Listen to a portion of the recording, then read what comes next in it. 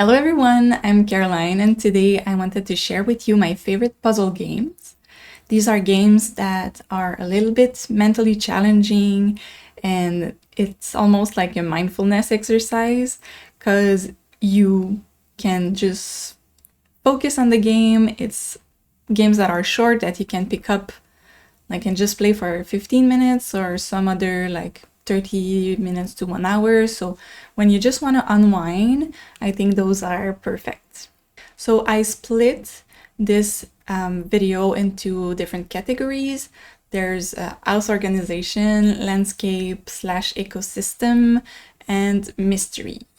So I'm gonna include in the screen information like the price in Canadian dollars and how long it took me or how long I've played this game and how long it says it's taking on the website how long to beat, to give you an idea of the time and the rentability of this game. So let's get started with the house organization section. So in the first category, I wanted to talk about Little to the Left. This game is really fun, but I have to say that I found it quite short and I was left on my appetite. I wanted more from this game, but they added the DLC. It was quite fun, and there's also daily little challenges, so there's still plenty to do in this game. At the moment I have spent around like 24 hours with all the little events that they do for holidays, like on Halloween or Easter, and the DLC. So in this game, you have different sections and you have to organize things and make them all aesthetically pleasing. There's many ways to solve a same puzzle, so that's very fun. The music is nice. It's a great time. Some puzzles are quite challenging, but you can get hints if you need. I would really recommend that if you see this game on sale, like pick it up. It's really worth it. Editing Caroline here. I forgot to add that A Little to the Left is coming with a DLC at the end of June, on June 25th, which is called Seeing Stars. We don't have the price yet, but the previous one was $7.99. Next, there's Unpacking. I wasn't sure if I could count this game as a puzzle game, but I think I can. So in this game, you unpack your stuff through different years and you really follow this character and learn about them through all the objects that you can find, and you can see them progressing and leaving things behind, and it's a really emotional game. It's quite short, but I have to say that I bought it twice already. I bought it first on Nintendo Switch, and when I got my gaming PC, I was really craving that calm of just placing little objects in a house.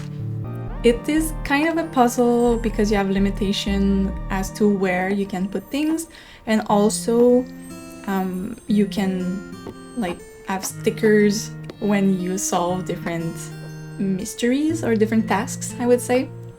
So surprisingly, even if this game is the same price-ish as the previous one with the DLC, I bought this one twice. Even if it's shorter, it's like 3 hours 30 to beat. But yeah, I don't know, I love that one a lot. This one I would recommend, even full price, even if it's short. It's close to my heart.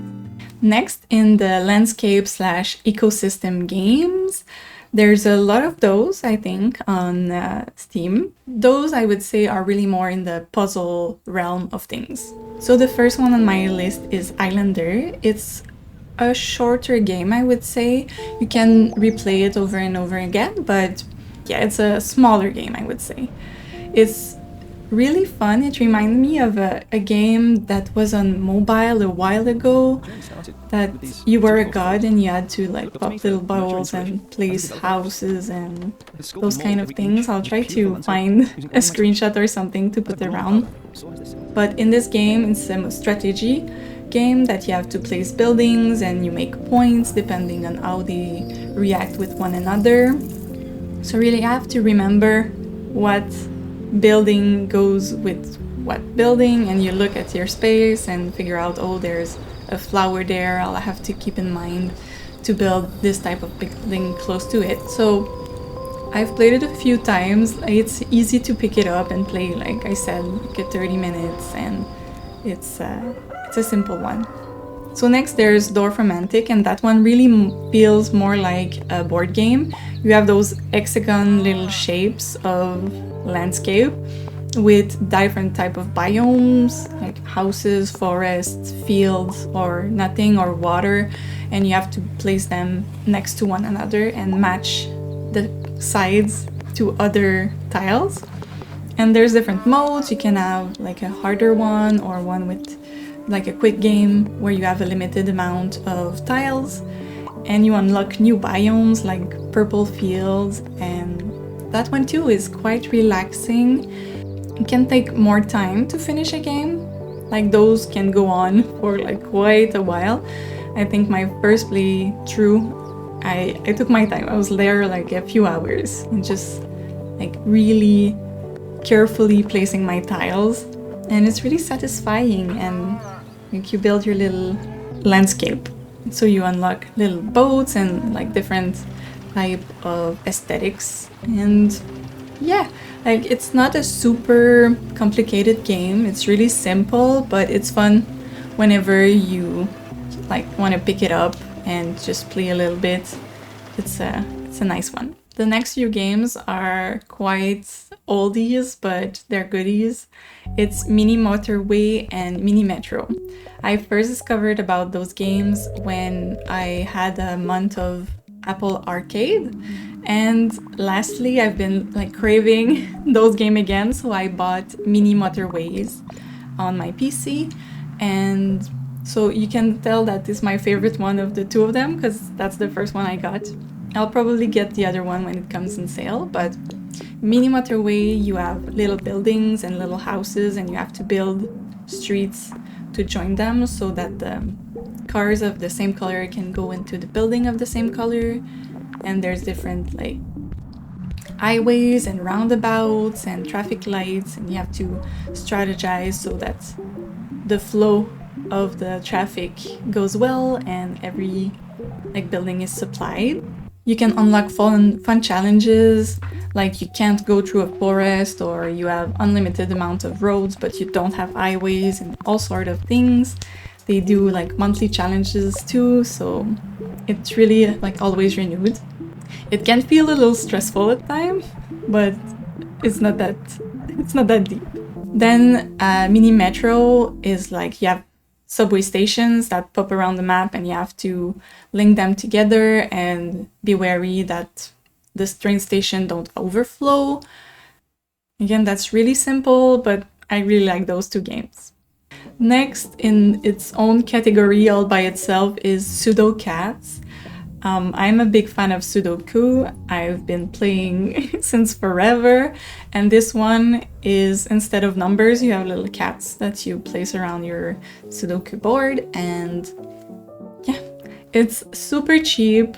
It's quite cute. You discover about all those real life cats, and yeah, if you like Sudoku puzzle, I think it's like $3. It's totally worth it. My last category is mystery puzzles. So the first mystery game I want to talk about is Strange Horticulture. You run this like plants and flower shop. You've got the cute little black cats like the one I have right there. You can pet it. Just be sure if you play this game to pet the cat before ringing the bell so it doesn't jump. Like be kind to your little cat. Like you have to discover plants and what they are, and you get like little page from a book, and you can identify them, put little labels on them, organize them, and customers come in and ask you for different things, and you have to recommend the good plants for them. And sometimes you have decisions to make. There's like a map and puzzles, and it was a little harder than I expected and a little shorter too, but yeah, it's really cozy. You have the sounds of rain, and it's really fun to discover all those mysterious plants. And they are coming with a new game called Strange Antiquities. So I'm very excited for that one. I really recommend you try Strange Horticulture. It's a fun little game. Next is Book of Hours. It's one of the most recent game I bought.